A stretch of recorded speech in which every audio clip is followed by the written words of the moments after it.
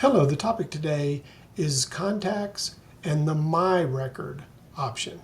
So we keep contact records for all of our customers and suppliers and prospects, but we also have a record in here for each user of the system, and that's called the MyRecord. So I'm logged in as the help desk, and so whenever I click on MyRecord, it's going to bring up my information. So also it's an easy way to access other folks in your business, because they all have a MyRecord, and then also for you to schedule tasks for yourself. So if you have a recurring transaction or a recurring task that you need to do every week or every month or once a year, you can just schedule it right here under your tasks, give it an alert, make it recurring, and then whatever that time frame is, it will let you know when that task is to be done.